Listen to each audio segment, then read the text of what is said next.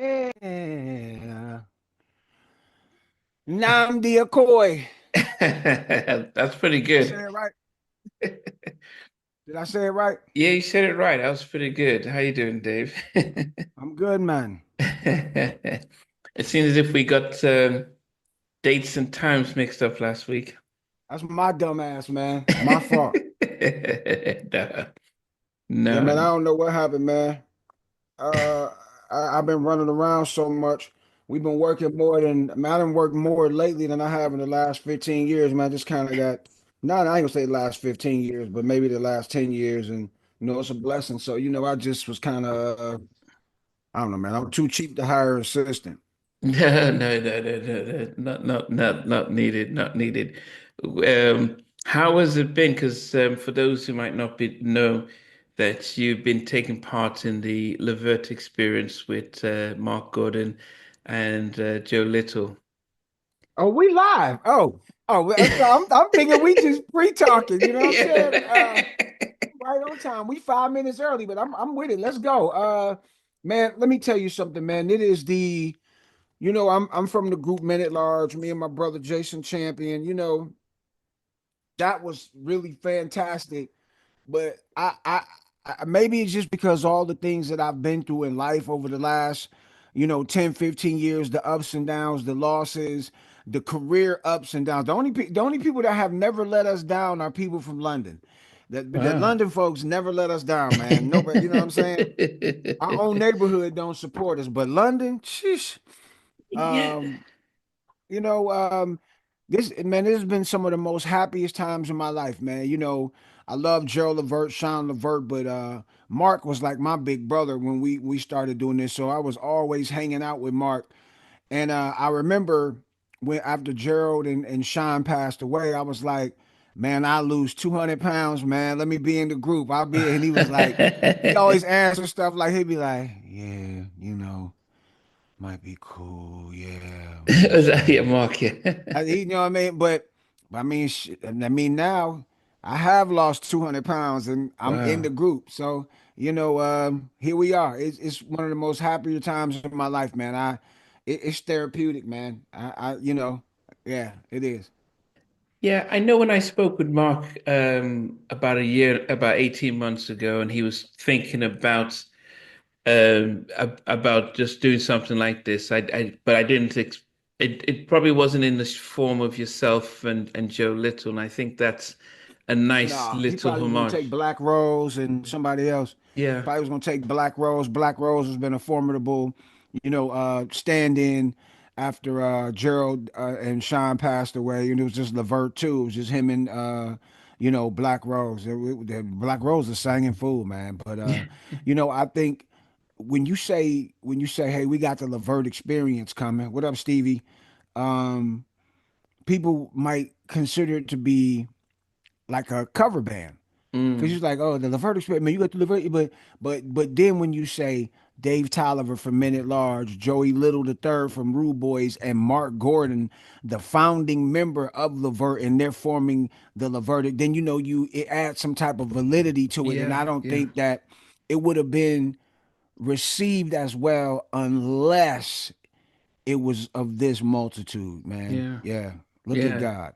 Definitely, definitely. Okay. Well, I mean, as I said, so I mean, we can probably, always go to the beginning because we do have an international audience, so it's always important for them to just get a sense of geography where you were born and raised. I was born and raised in Cleveland, Ohio, man. Born and raised there till I was around 34 years old. And then my wife and we moved to Atlanta, and I still have a hard time calling it home down here. It's just Cleveland. I don't care. Y'all probably hear about jokes about Cleveland and stuff like that, but I'm just telling you, if if you're not a lazy person, if you're a person that gets up and hustles and gets up and do what you do, all those jokes that you hear about Cleveland, all the negativity you hear about Cleveland, is some of it's true, but the bad stuff that you hear depends on the person. Mm, And unfortunately, a lot of people in the city become complacent because they don't get to see anything sometimes, mm, you know. So that's what happens, man. When you just live in your neighborhood, you think that's all it is, but it's a whole new world. And then you learn to appreciate what you have when you go to other places and you see, well, man, you might think that you poor, but then my grandmother always tell me, no matter how bad you think you are, it's a million people worse than you. Yeah. Yeah, man. Can you see me? Yeah, I can see you. Yeah. I don't see me. So as Oh, long as you can see me, I'm good. yeah. Um, what was it like for you growing up as a kid in Cleveland? I know, you've, yeah, I know Cleveland has it's definitely it has its reputation, but even its sports franchises and things. But what was it like for you? What did you get up to before you got into singing? So what's crazy is what I started doing first and what I still do now is I was 15 years old and my uncle who was more like my dad, my mother's brother, his name is Lynn Tolliver. He was a nationally known radio broadcaster. I had been hanging with him at radio stations since I was 4 years old. Wow. So when I was the summer of my 10th grade going to my 11th grade year, which was like 1986, next year it'd be 40 years, Hmm. he called me, said, David, BJ got fired. I need you to come into the station and I can work. I started there in June of 86 and I did that all the way to 2000. So I would go on What? tour and yeah, I would go on tour and come back home. Then after that, I went to the Virgin Islands for a year and I did classic rock and I did Caribbean and hip hop and R&B. Then I came home, did some low power, and then after that, after like 2003 on down, I've been doing digital, some terrestrial here and there, and now I have a show called Party and Bullish. It's like a 2 hour old school R&B and hip hop mix show where I have my two DJs, DJ Cochise and DJ Deuce, myself, and they mix, and I just clown. And everybody loves a party, but and bullish ain't always bad. That's my motto. Oh, so wait, That's where how I'm would at, you? baby. 40 years. So you said you're about 18, so about 15, 16 when your uncle just says, come and do the show? Yeah, because I mean I knew how to run the boards, and sometimes he would leave me there to run if he had to go do something and not come back or somebody, but he was like, "Man, come in. I need you to come in. Such and such got fired." They paid me a little minimum $3.55 an hour. Back then, that was a lot of money for somebody 15, man. But Three fifty five an hour. were you on a radio personality or just DJing, or what was your role when you got No, it I when was you on started? air. I was Wow. on air. Yeah, I was on air, man. Yep, I was on air. If you I started doing overnights. I worked 1 to 6:30 in the morning. Then I went to school at 8:30, got at 3:30, went What? home, did my homework, took a nap, and went, yeah, man. Was that You legal? know, probably not. And I say that because Donnie Simpson says he did the same type of thing. He was in it. It was that's how he got into radio. Just you know, being that he was always around, and he got in that young, but he had to go to school. They recorded his stuff and played it. So, Yeah. but I ain't had to go to school. I had to. It was nepotism at its finest. But and he treated me like a regular employee, man. I can't tell you how many times I would get in trouble. And it's like he wouldn't say anything to you, but he would write these memos, man. Man, these memos, and it would be no cursing or none of that in the memo, but just the way he put the stuff, you feel like, okay. Like you just would feel really like bad, man. I used to always get in trouble, man, all the time. But then how is it going to school and all your friends knowing that you're on air and you're just, I mean, what was that like? Trust me, it had its perks, brother. It had its perks, Shout out brother. to Megan in high school. You know, you can shout out to all the girls and stuff, right? Oh my God, that's what I did, man. And man, sheesh, I could tell you some of the wild things used to go on at the radio station. Because during the week, I mean, girls would catch the bus down there at night and come hang out, and I was getting in trouble. What I'm saying, I wasn't supposed to have people in the station, but I did anyway, man. I'm young and gunning, man. I had girls, but not in abundance like that. And we had this In freight elevator that abundance. abundant. We had this little freight elevator where I would teach my boys how to run the board, and the girl would come down. I would go to the freight elevator and hang out for a minute, Oh, and then good. come back and finish up. Yeah, man, I was wild, man. I took advantage. Where did you when it came to singing though, where did you learn how to sing? Well, here's something crazy. My grandfather, he took the first choir, black choir, to the White House to sing for President Roosevelt. Wow. He was an excellent singer. My mother was a singer. She was in an off-Broadway production of Mahalia Jackson. Wow. My grandmother played the piano. My uncle Lynn, who was more like my dad, like I was telling you, the radio programmer. Mm. I don't know if y'all had to have heard of this record over there because the Black Eyed Peas sampled it. It was a record by a group called Sexual Harassment. It was called "I Need a Freak." That record has been sampled and redone by everybody from Snoop Dogg to Tiger to Too Short to the Insane Clown Posse. Released on all kinds of remastered hip hop classic things, and he got a BMI award for that for My Humps. They sampled it in My Humps. They go boom, boom, boom, boom, boom, boom. In these times boom, boom, of hate and pain, it's a dope. It's a record called "I Need a Freak." If y'all played it now, you probably would like it because it's off the wall. Like he was kind of ahead of his time. My grandmother made me sing in the church choir. I was like 4 or 5 singing in the church choir. Like, and my lady Miss Mary Hampton, she used to sing loud and proud. That's all. Just sing loud and proud. Don't matter. She didn't care how it sounded. Just sing loud and proud, and that's where I got my start. Oh, so you like most R&B acts that we saw in the late 80s and in the 90s, it was honed and schooled in the church. Yeah, man, church, baby. Now, my church was different though. I was AME Zion, which is kind of like an all black Catholic church. Oh, that's the difference. And the that's the difference Yeah, from one of then those the that. from the I didn't but I had a church that I went to with my cousin sometime on the weekend that was on the weekends that was Baptist. Some weekends I would go with them and it was, it was upbeat, but besides that, it was here be Lord, present above you, heavenly. I used to hate that. Man, it was so boring. So the okay, so by this time now you're singing in church, you're doing your radio gig. In Cleveland at that time, what was the music scene like? Oh, Cleveland was big on hip hop, man. I don't know if you remember an artist named MC Chill.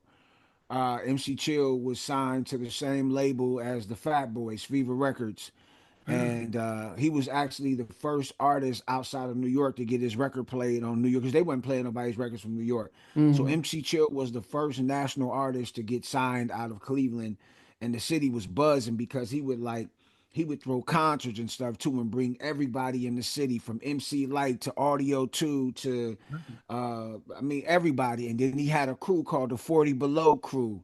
And then you had, man, there was so many DJs and people doing, we started doing like them, they was doing those little 4 and 8 track mixes. They would get the little machines and put them on the cassettes and we playing them, man. It was an incredible, everybody was breakdancing and doing, you know, uh, painting, graffiti. Oh, good Like feed. my man Okay. say, it was everybody was trying to be like New York. And there's a there's a documentary out about the what you just asked me about. It's called 216 Legends of the Land, and it tells all about the history of Cleveland hip hop from the start to all the groups that made it out of there that did anything, all the way up to you got Bone Thugs, Ray Cash, Ray Jr., cats that made it out of there. MC Brains, the first platinum artist out of Ohio. Okay. Um, you know, yeah, Legends of the Land, 216 Legends of the Land. Make sure y'all check that out. It's a hell of a documentary. If you can, it's get ready to be on I think Prime. We'll just look it up. Legends, Okay. 216 Legends of the Land. So, because one of the things so Cleveland is in Ohio, but you also have Cincinnati, and but you before Levert, and before, of course, we had the OJs, but we also had Midnight Midnight Star. Star. Yeah, Yeah, yeah. and you also had Manchild. Ohio players. Yeah, so but Roger Troutman and Zap. yeah, so I mean, when you're thinking about when you see these groups and making it out of Ohio, because I know Cleveland's a big city out of Ohio. Does it think does do you think Cleveland got Ohio got its respect as a music state? I think they do get their respect. People just like to talk about the major markets. That's all. But when they talk about Cleveland, or they talk about the groups that come from Ohio, you can't. There's no way you can deny their lineage, or the impact that they made in the music industry. Let alone, it's probably more people in the film industry from Ohio than anywhere, and especially out of a city called Shaker Heights in Cleveland. There's so many people that work in the industry out of Cleveland, and they everywhere like roaches, man. So I think they get respect when you talk about it and say you from there and you do it. They're like, oh yeah, man, you did it. But people don't talk about it, but they do get the respect when it's time to get respected. Now, and I asked a question based on the fact that did you then ever consider when did you even consider a career in music, or was for you was the radio it? Was like this isn't my dream job. I'm gonna retire at this. This is gonna be for life, or what was that like? Man, I my sister and I, rest her soul, we used to rap and stuff. I was like 10, she was 5, and or 9, and she was 4, and we would write these little raps and put it, had a tape recorder and record them. So I think I didn't think about, becoming a musician or anything like that. Then I wasn't even really thinking about doing radio. Like honestly, I wanted to be an FBI agent as a kid. You know what I'm saying? That's crazy, right? I wanted to be in the FBI, and knew that wasn't happening. But I just kind of fell into it. You know what I mean? Like my daughter, she's in college now, and she goes to Middle Tennessee State University, and she's in their music business program. Like I wouldn't have chosen that, but like because I didn't force the music on her. I didn't drop the mic in the crib. Like people put the football in their baby's crib when they first Mm. born. I didn't do that, but I guess because I never stopped. Like she saw me on TV. She saw me in plays. She saw my music. She saw me performing at places. And I guess she just kind of wants to, you're a product of your environment. Once you catch that wave and you see that it can be lucrative, and, what the Bible say, a man's gifts will make a way for him. Mm. If you know you got a gift, then, you pursue it wholeheartedly. And that's where she, yeah, and I think that's what happened with me is once I figured out I had something going on, we started pursuing it. Okay, but when was this though? Because you're in the radio station, I would have thought that would have been the dream job. But when did that shift? So Jason and I, my original partner, man, we've been friends since birth. My mom and his mom were best friends before my mom died. For 30 years, they were best friends, and they grew up on opposite streets. And Oh, when we oh, started Dave, hanging out, Dave, I think your camera. It seems if you just. So I don't know if you want to bring it down slightly because we. oh shit, can you Yeah, see me that's now? better. Yeah, yeah, that's My better. Yeah. bad, my bad. No, it's fine. Yeah. I ain't even touch it. I don't know what happened. No, yeah, go ahead. Yeah, continue. So we were kids, and music was, his dad was an evangelist. My mom was basically that as well, and so it just, we just kind of fell into it. It was no way you were going to not do something in music, and so probably around the time I was 13, he was 10 years old. We were always hanging out. We were singing and writing songs and different stuff like that. And as we got older, by the time I was like 16, he was 13. We were like doing talent shows. I had a car, so we were driving around the city. We were performing at rib burn offs and, festivals and different school talent shows. And I think between the age of 13 and 16, where I really knew, yeah, I could do this. I want to do this. You know what I mean? But you already had a gig in radio. Did you not think that that could be, the advance in that? Yeah, but I didn't know if we were going to get discovered or not. And then here comes Gerald Levert. He shows up out of nowhere. We end up singing for him, and he like, "Yo, I'm gonna hook y'all up." That was 1986. It was right after I started being on the airs. It was that quick. But I didn't see him again for 3 years. But So because they was did on, he know who you were though? Did he know about you on the radio? Or did? yeah, he knew because my uncle broke their records. My uncle broke the Oh, OJ's records. My uncle was the first person to ever play Hall and Oates, period, in the world. Sarah wow, Smile. So wow. yeah, and so he knew who we were, and I think he might have heard that we were doing it, or heard about it.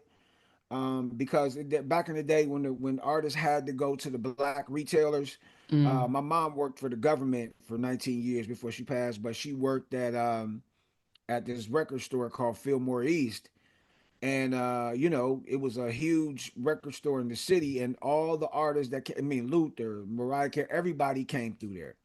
And so Gerald lived probably like about 3 or 4 miles down the road at his dad's house, his dad and mom's house, and he would always come up in the record store. And so, I had seen him when I was like 12 years old, but I had no idea who he was and who he was getting ready to be. mm, And just out the clear blue sky, after he saw us sing at this guy house in Cleveland, I was 16. Jason was 13.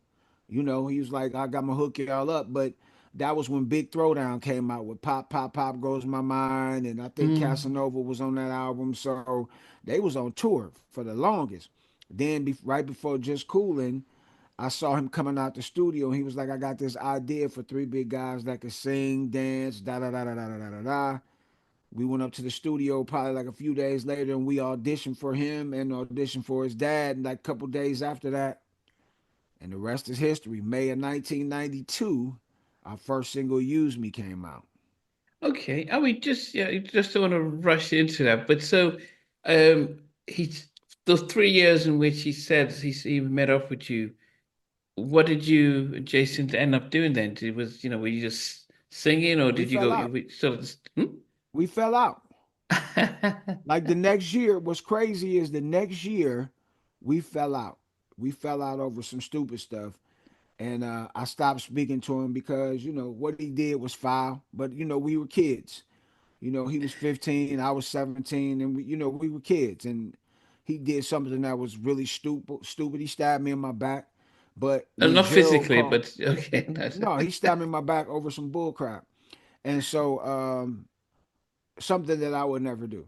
Just put it that way. But he was a kid, and it was like sometimes as a kid, when you have something somebody else can have or has it, and you get it, and you not really supposed to get it, but you pull it off. You like, yeah, man. You stand up there with your chest out. You know what I mean? And so we had fell out. But when Gerald came and he was like, "Yo, I want y'all to do this," he was the first person I called because I knew it couldn't have been anybody but him.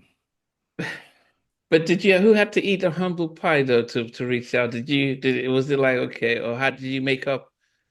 No, I had to eat humble pie because what he did what he did, but I was like, "F it," let me just tell you, it was a girl, but how he got the girl was shisty. I'm at the radio station overnight. Him and my other little brother were down there at the station, and when my girls would call for me, My he would girls. tell them that I was busy. Yeah, when she would call for me, he would tell her that I was busy. And then he would start telling her that I was on the phone with other girls. I mean, I was, but you don't do that to your homeboy. So look, he starts singing to the girls and all kinds of stuff like that. Who gonna resist that? The next thing you know, her prom night, she went over his house instead of mine and smashed him. So that's how we fell out. And how I found out about it is because my other little brother was back there and he was listening. He was like, "Hey mom, you gotta hear this right now." He's like, "Hey mom." He don't say man, he be like, "Hey mom, you gotta pick up the phone and hear this." So I picked up the phone and he on the phone just talking love mess to her. And I said, you could imagine what I said. And it was probably like 1, 2 in the morning, and he was only 15 at the time. She was 17. And like I'm saying, it's like he was having what I had.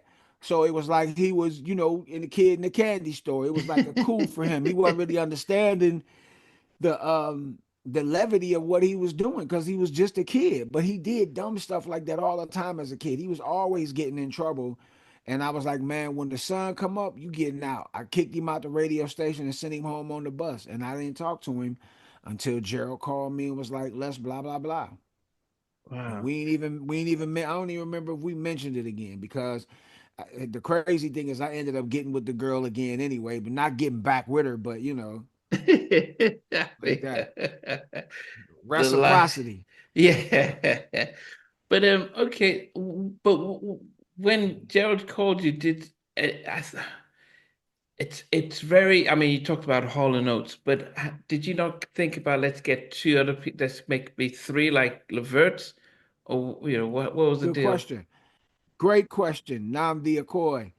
We had two other guys, Oh, and they came. And I can't cuss on here, right?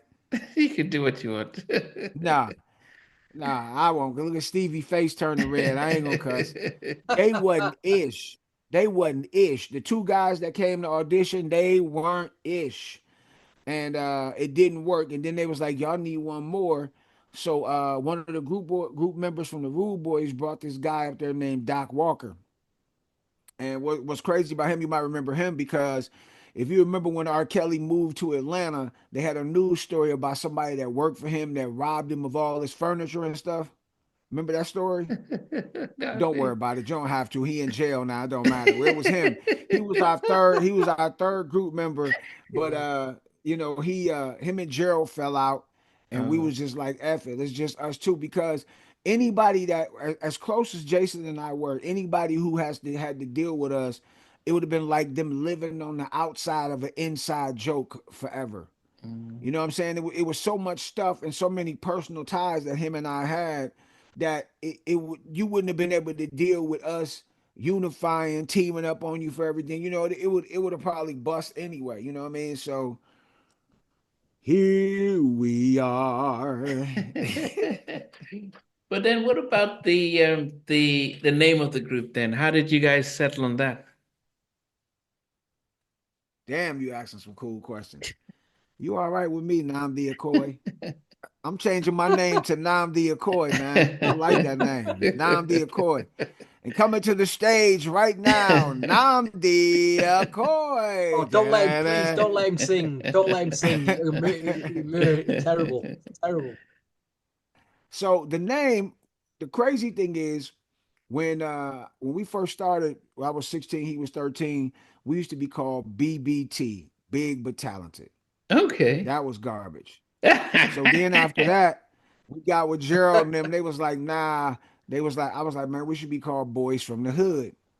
We neither one of us was from the hood, and we figured we was gonna be doing this for like till we like 60 or 70 years old. We coming out on canes and walkers. Put your hands together for Boys from the Hood. So I heard I was we were somewhere in the car, by that time when we were coming out, before we were coming out, they had the East Coast family, ABC, BBD, the East Coast Mm. family. ABC had this record, and I heard the little kid say Men at Large something, and I was like, whoa, Men at Large. I said that would be a dope name. And I was like men at large because we were fat, 400 pounds, and a man at large is somebody that everybody respects. I'm at large. You dig? And so it stuck and it stuck. You know what I'm saying? How can you forget that name? You can't forget it, men at large. Yeah. It was an 80s group called Men at Work. You probably Yeah. remember Oh, they had a huge pop. I mean, it's not the same, but you remember it. I know who Men at Work is, but are you kidding me? So let me tell you a funny story. When we did Soul Train for the first time, Don Cornelius was in there. He was like, everybody put your hands together for Men at Work. Oh. I'm like, He did it 3 times, Oh no. back to back to back. So I walked up to him. I was like, hey man, it's men at large. And then he got it right that time. And then when we finished, everybody was like, I couldn't believe you corrected Don on stage. Man, I said some real foul stuff. I was like, F Don Cornelius, man, he need to get our name right. Yeah, we was hot, man. We was hot, man. But it worked out, and but he said, everybody put your hands together for men at work. He knew damn well he was doing that wrong, man. Come on. 3 times back to back? So, I Come You mean, know on, what you man. should have. You know what was a crime? What was a crime is that it's that logo on there, the first logo you had for the group. Why Yeah. did you change that? It's just Why a did we great. change it? You changed it on all the other albums, and I always felt you should have kept that logo, that square logo. I like, you know what? I'm gonna put that on a shirt. I like that. I might get that tattooed on me too. That's dope. It's a great logo. That You wanna know what's crazy? I don't have any of my stuff, man.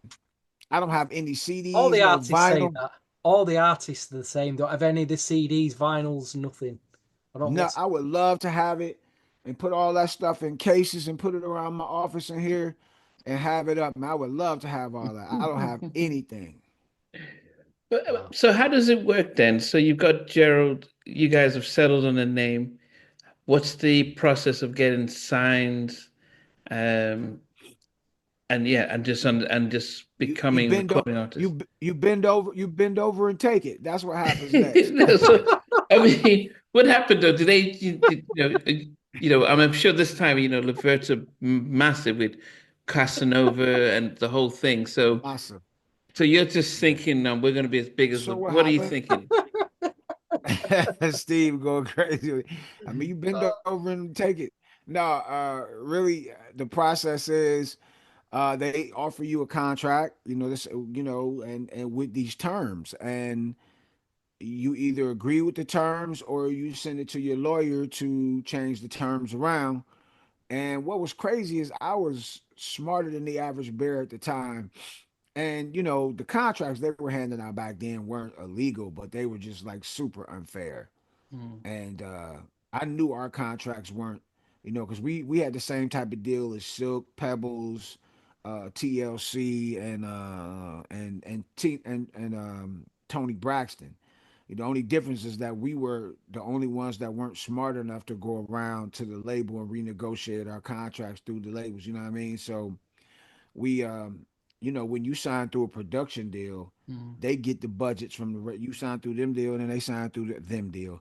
You sign their label, their production company, then they sign to the label. I mean, you still sign to the label, but you know I think you're free to move, but the money comes through channels. Mm. First they get their the company gets theirs, then the production company gets theirs, and then we get what's left. You know what I mean? But you're Everything still was based on a accountable for 90%.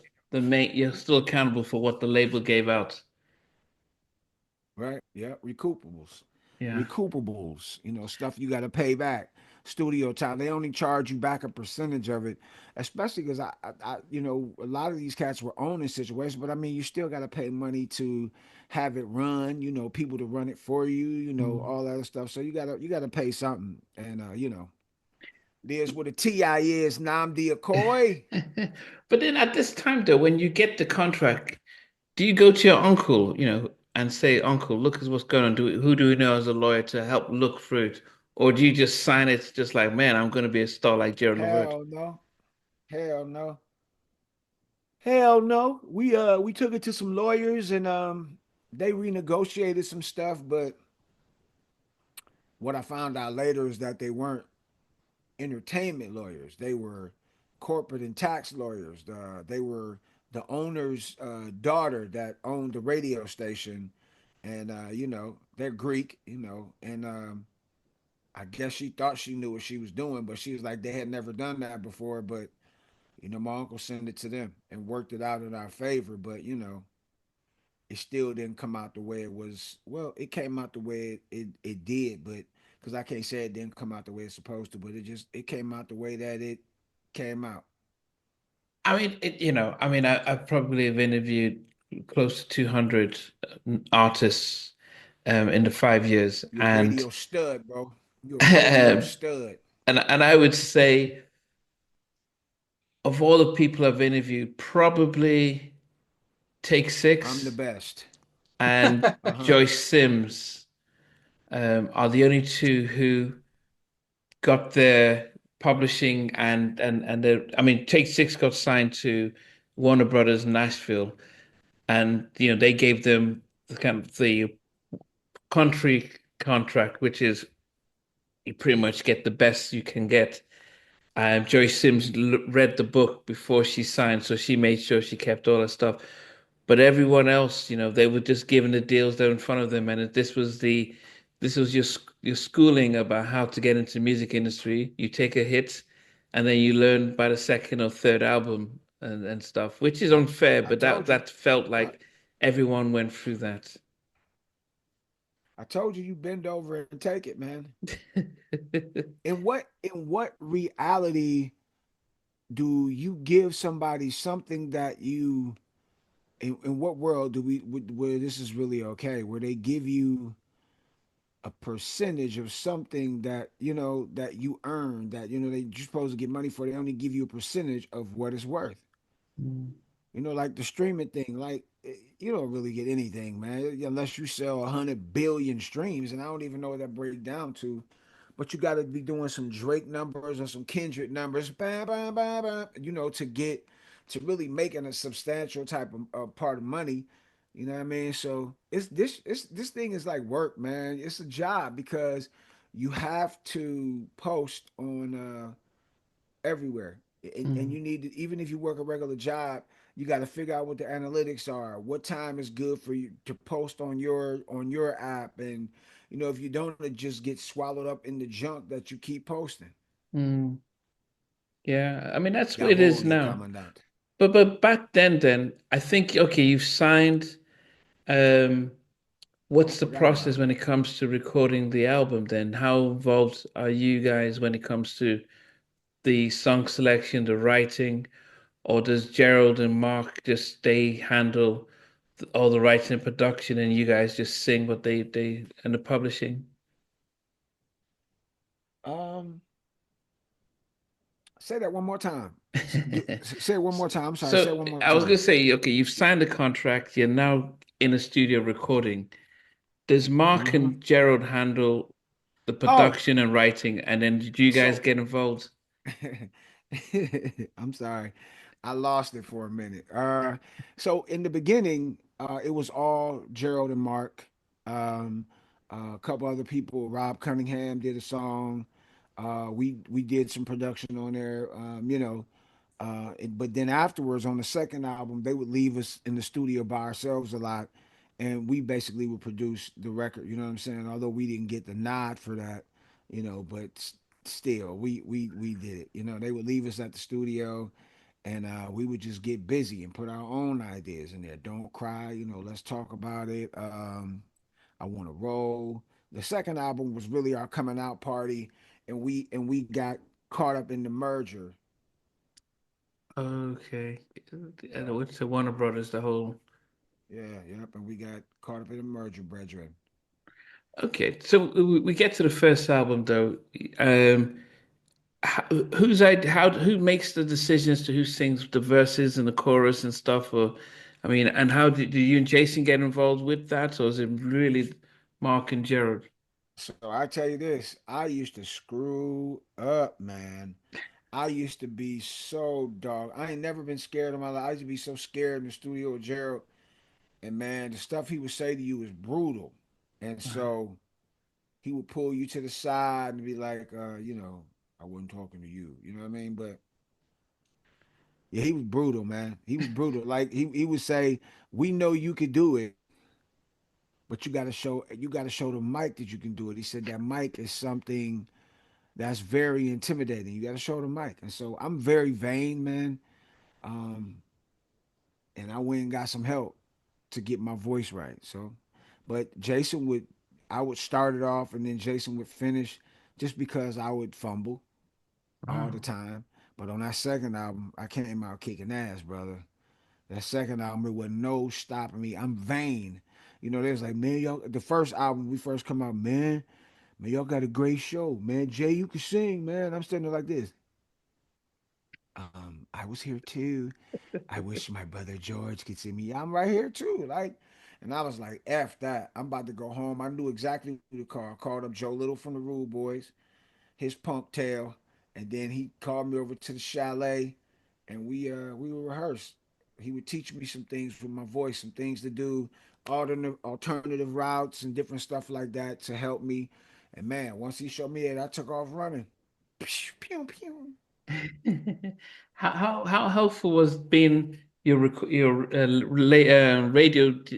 connections in really helping you guys get you know be- promotion and stuff like that?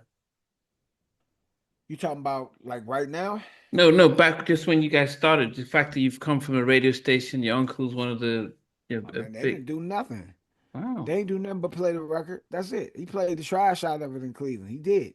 He played the trash out of our record. You know what I mean? So, but It Use Me, the single that got mm-hmm. that was a big club track. It was a big. If you was a fan of New Jack Swing at the time, you'd already bought that record. It came over to the UK on import. I remember all the DJs buying it. Yeah. It got played. It's looked back now as a bit of a New Jack Swing classic, really. Uh-huh. I don't know how did things change for you after that single, because it did really get you out there. That record took off really fast. It was top five, and it took off super fast, man. I would have never imagined the type of fanfare we had from just that one record. And people tend to forget about it until we sing it, and then we go into let's talk about it, and uh, we don't do you me, but we get into the good hits, the goods, the so alongs, the holiday. Let's talk about it. It just depends on how long we're gonna be out there. There is a gem on this album that I felt could have been a single called "Ain't It Grand." Oh my God, ain't it grand? What a track that is, Dave. That's a cold record, and I think he was talking about Midnight Star. Belinda called me. Her and one of the other guys were saying they wanted to redo it. I don't know if they redid it, but if they did, somebody owe me a check. Which Yeah, did you write somebody on owe it? me a check. Yeah, we wrote that one. Me and Jason did that one. Ain't it Okay. grand, brother? Ain't it grand? How in there, yeah, there. Ain't it grand? I love so real. Yeah, that's that joint, man. But I mean, there's a bit of funk on the album as well. Salty Dog. There's a Oh bit of my God. there's some You know. funk influences going on it. Yeah. Rest in peace, Surge. He just passed away 2 Saturdays ago, or 2 Sundays ago. The rapper that's on that song, he passed away. Surge. Serious effect. Rhymes given education. Surge. Freddie White. He also was on the Big Throwdown album. I mean, the one with what's that one? Rope Dope style. That album. What I okay. do remember about Gerald Levert and especially Travell Productions, because obviously they had the Rude Boys.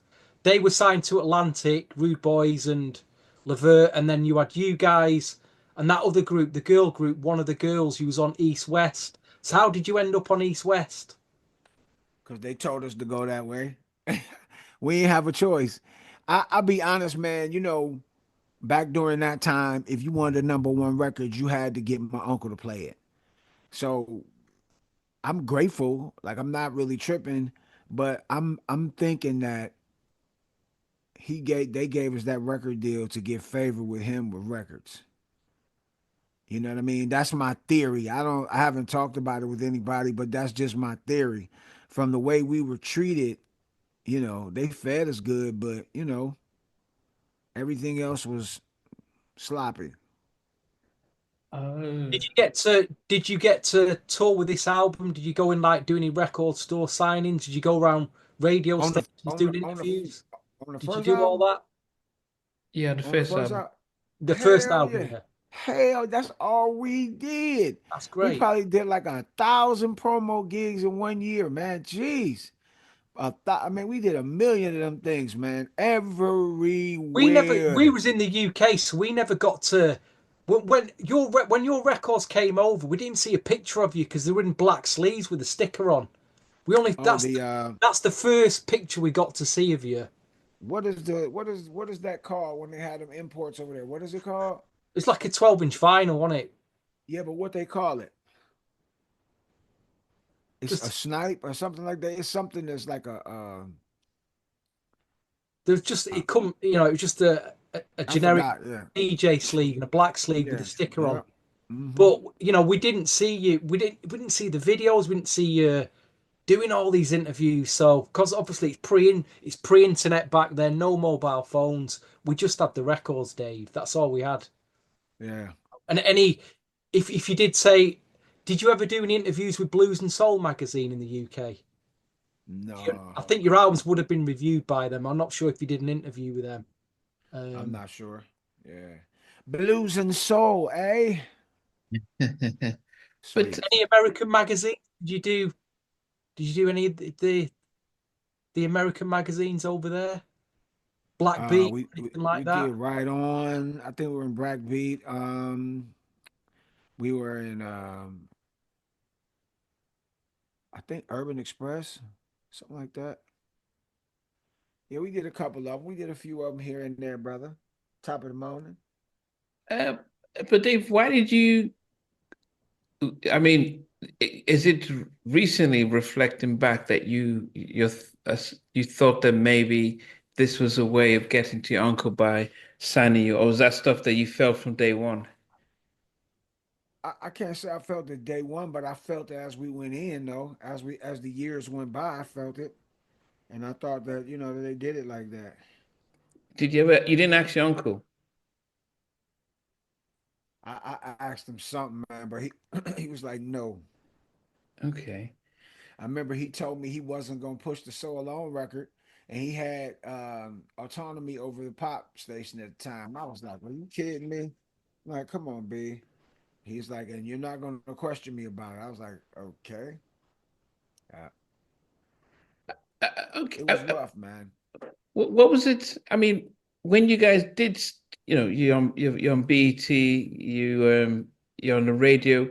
How did success affect yourself and Jason? I mean, did you guys handle it well? Like, yeah, this is cool. Were you grounded, or was it like, you talked about being on the radio, being a radio DJ and going crazy. I'm just wondering now at this level, what was So that the like? first time we heard it, we were in a car, and that's about it. That's the first time we heard it. And okay, no, yeah, but as I said, how did no, just the fact that you're hearing this stuff and people recognizing you, you've got an album out and stuff. What was it like in Cleveland and around just Um, what was it like? It was like, man, we was Justin Timberlake or somebody, man. They'd be closing down malls and shutting down stores, and if we went to stores, we would get in trouble. It was it was fandemonium a little bit, a how little did your bit. mom take it though? Just I mean, Say again. seeing your mom, how what was she how did she take the So success? here go one of them things. That's what started off, right? So we signed in August of 1990, and that's when she passed. We signed with Oh, Gerald, so it was like we signed the contracts in June, and she passed 2 months later. oh my goodness. Yeah. Wow. So yeah, she never got to see the master success and wow. Um, I mean, from your experience though, what were some of the highlights for you? Um, the highlights. I say one of the highlights is performing with Gerald, touring with him. Another highlight was the Apollo Theater. Were you afraid Um, of getting booed? Because everyone talks about Apollo and uh-uh. Uh, yeah, I think one of the things that you guys had vocally being able to match. But in during that time, you've got a lot of R&B groups. When you're going on tour, how are you guys able to make sure that you guys are distinct?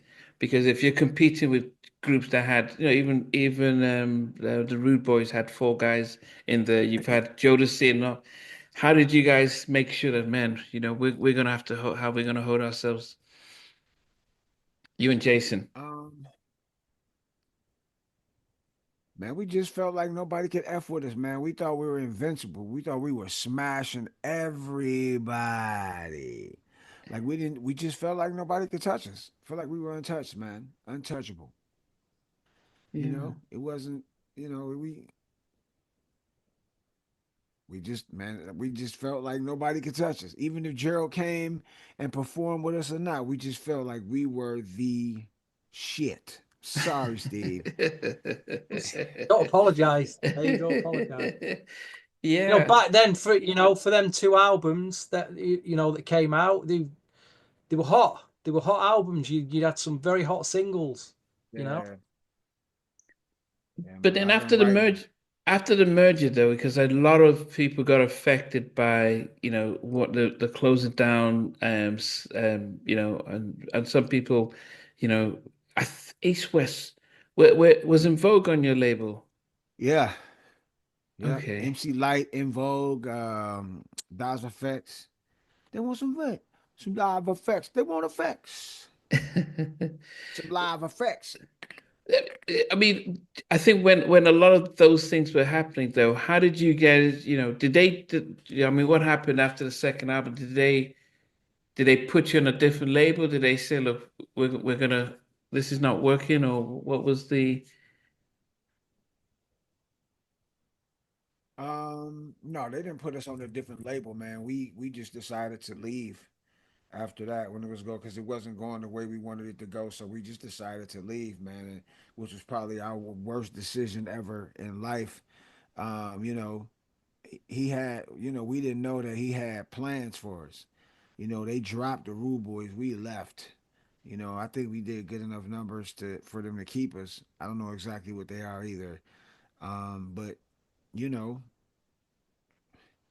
yeah. It's a shame because I felt by that second album you were taking off because Let's Talk About It was just Oh my being played God. all over the place. Yeah, man, and the remix, gee whiz, man, crazy, brethren. Who did the remix? Peter Mokrin, Lafayette Carthon, and somebody else. That's R. Kelly's people. Oh, It did Mhm. sound like an R. Kelly mix, but it was Yep, like Peter it was all Moore. his thing. He did some big mixes back then. Didn't doesn't get the credit. Really doesn't get the credit. You know. how easy is it to leave the label? Did you just walk into Silvery Road and says, you know what, I think we're going to take our business self-away? What was it? How did that happen? Um, they let us out. We wanted to get out. They let us out.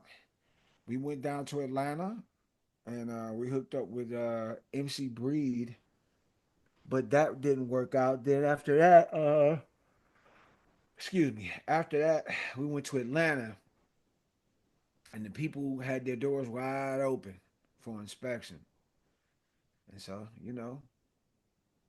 it didn't, nothing really materialized out of that. It was like everybody that we were working with, everything, every piece of paper we got contractual was to benefit them. We didn't see no benefit for us. You know what I mean? So we was like, man, we about to head back, dog. Wow. And that's So the way it was. so what did you and Jason decide to do then at that time? Uh, Nothing. What did we decide? No, we had got with this guy named Jerry Goldsmith who was gonna do an independent record on us. Then Jason flaked out, but we put the record out anyway. It didn't do much. That album was called. Let me see. Do I have that listed first? I don't know, man. You came back in I 1999, didn't you? Yeah, '99 with an album called Love, Struggle, and Progress. I'm trying to find the doggone album, man. Crap. Dude, I can't find it, Lord. Oh, Lord. It came out on an independent label. It just didn't sound like Men at Large at all. I remember thinking, what's going on I don't here? have to look no more. You know what it sounds like. Let me get that CD. You know. See how you Have you change. have you had a long day, Dave? Have you had a long day? Today? Yeah. Yeah, I have. You can tell. I'm sorry, man. I have had a long day. I have. I have. I have. It's something about this room down here that I come into where I record. It's like somebody put some chlorophyll over my face, man. Yeah, man. The- I mean, I mean, yeah, we don't want to keep you on too long, but I think just understanding. I mean, you've just finished the. Are you guys still on tour? The Levert Experience. We are. It's kind of slowed down. Then we pick back up. March. Oh hell, next Friday, next Thursday, Friday, and Saturday, we in the DMV, which is the DC area, Virginia, DC, and then the week after that, we're back in DC again. I think no, the same weekend. We got two shows in DC this weekend coming up. We doing something else too over there. Damn, I can't remember what's going on. Anyway, April 22nd and 23rd, we in Vegas. We're gonna come out Wow. there for that. Yeah, we're in Vegas. Yep, at the Motown Review Room. So it should be nice.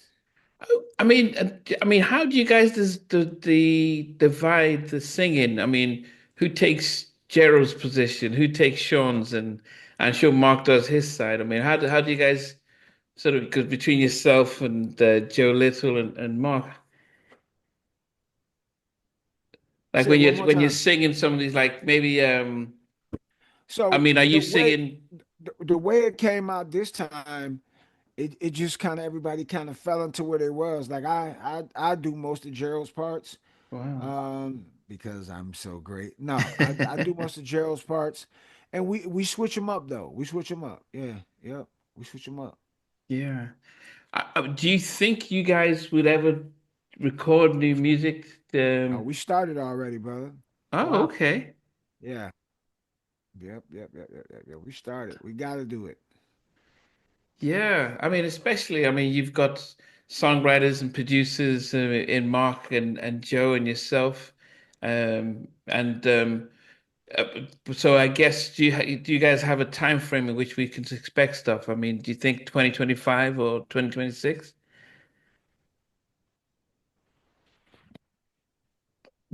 When do you think, Dave? Do you think we should expect stuff this year, 2025, or Yeah, next year it'll be here. It'll be stuff will be coming.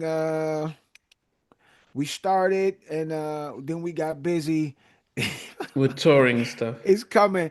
It's coming by summer, man. We started on this record called "Bringing It Back," but I don't know if that'll be the single, man.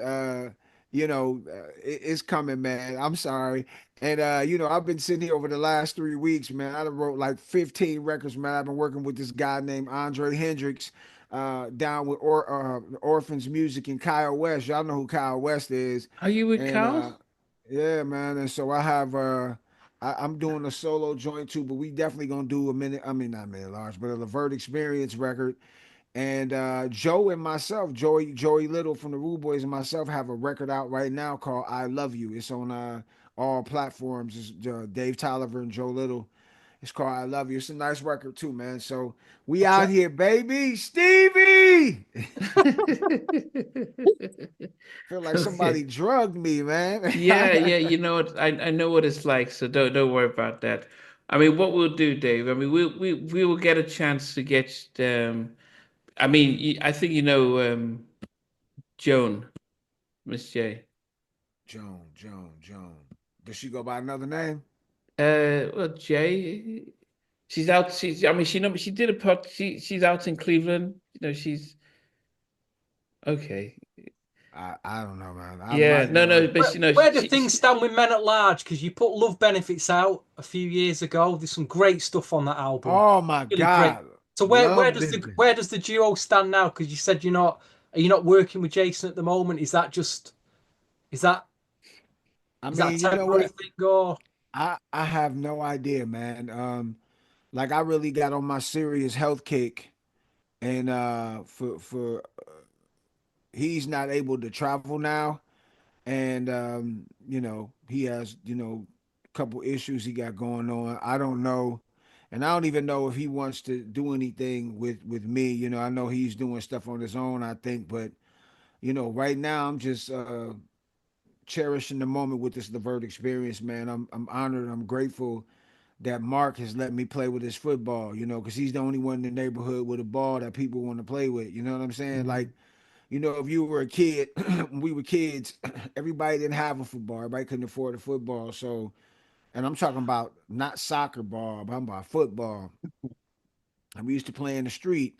And when that person had to go home, they took their ball with them.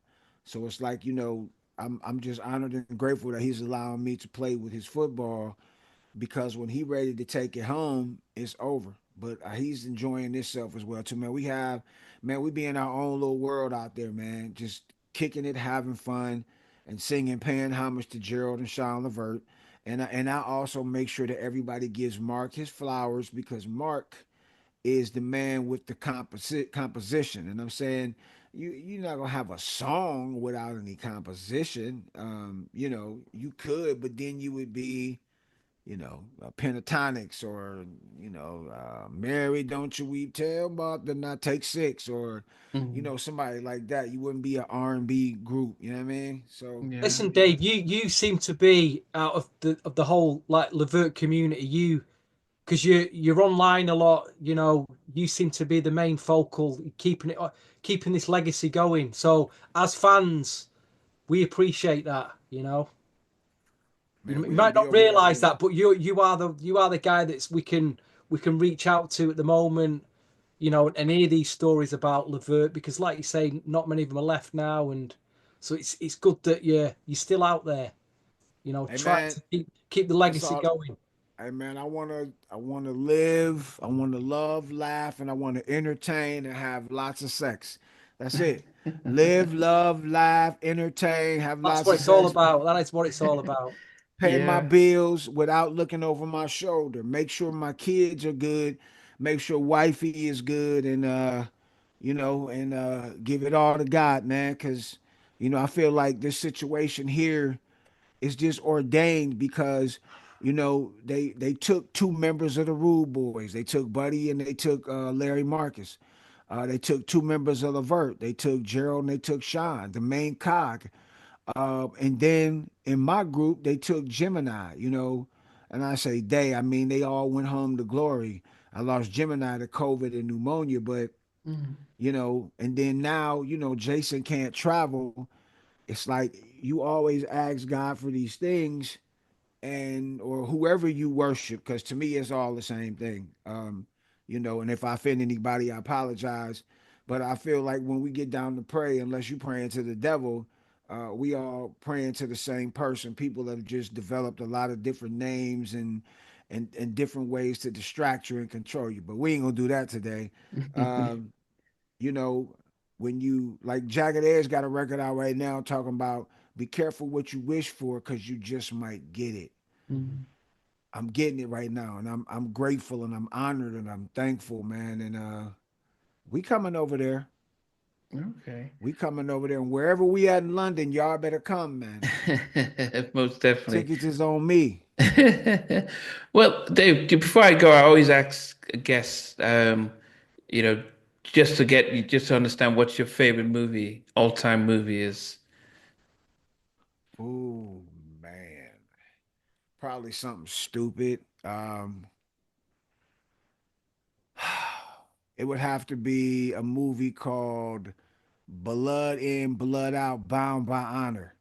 It's Wow. about Mexican prison gangs. Oh. Man, Wow. Blood In, Blood Out, Bound by Honor. It's a cold ass movie. You see a lot of those Mexicans and black actors that are old now. Because Uh, if I'm not mistaken, it was from the 80s or early 90s. Blood In, Blood Out, Bound by Honor. I love, like for me, I love the bad guy, man. I love, prison stuff, mob stuff, mafia stuff. I love it, man.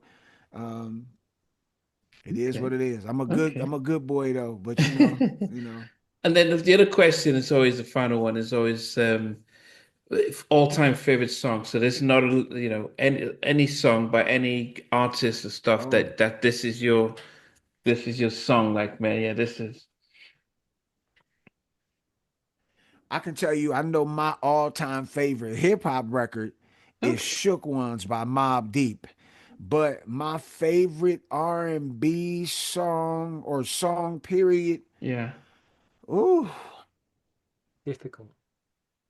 probably I'm gonna be honest, man. I hate to pull one from Mark, but "Love Benefits" off that Last Minute Large album is my favorite record in the history. And it just simply because, man, that record, man, it means so much to me. But because every time I hear it, like I love, man. Ever since I was a little boy, man, I wanted to be a father and I wanted to be a husband and I wanted to be right. I didn't want to be like my biological father. Even I didn't want to be like my uncle who was like my dad who took care of me and showed me how to be a man, but he did some things that were very questionable. As different stuff. And I wanted to be a father and a husband from the time I was a little boy, man. And I think I did a decent job. But that record right there, it does something to me, man. Just when yeah. I hear it, it used to bring tears to my eyes when I heard it. But Wow. yeah, Love Benefits, Men at Large is my favorite record of all time. Did you get to perform it with Levert Experience? Nah, I'm low man on the totem pole, so we do Let's Talk About It, the R. Kelly version, and we do So Alone. And then the Rude Boys, they do Are You Lonely for Joe does Are You Lonely for Me and Written All Over Your Face. And I do Baby I'm Ready all by myself. You know what I'm saying? Like, I mean, come on, dog. We gonna come to London and tear it down, baby. We do Just Coolin', ABC's one, two, threes, the good old days. We do living just enough for the city. Like in the movie, you ever seen the movie New Jack City? Yeah, And they yeah, be like, yeah. living for the New Jack City. That's how we start the show off with that, with the harmonies. And it's a dope ass show, man. Y'all should just follow the Levert Experience on everything. The Yeah. Levert Experience. It should come up in your search. You'll see some footage. You'll see a bunch of stuff, man. We out here, like they Yeah. say in New Orleans. We out here. Yeah. And also, finally, then, Dave, it's always who your Mount Rushmore. So, well, let's just say your top five R&B singers.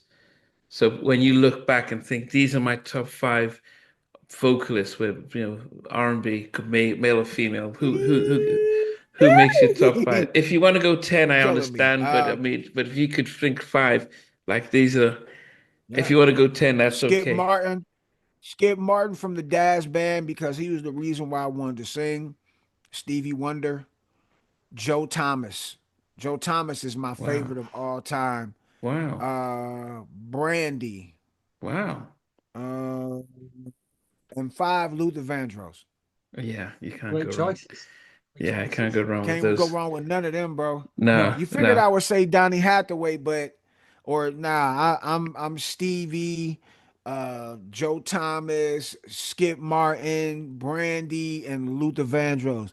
Ooh, pretend, oh darling, have a heart. Yeah, man.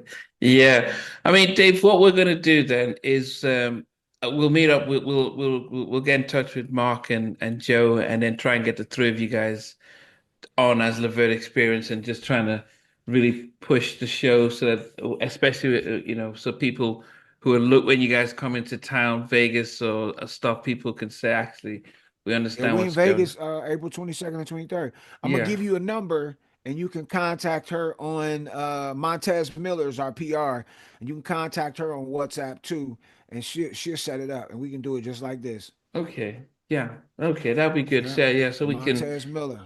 So I mean, you've completed it because one of my first five guests was Joe Little, and then Mark. And so now at least I've got the whole Levert experience individually, but trying to get you guys collectively now, that would be All great. three of us together is something heavy. Yeah, I don't definitely. know if she can handle that. There's too much to go in there. Too much to get into it. But anyway, Dave, Stevie!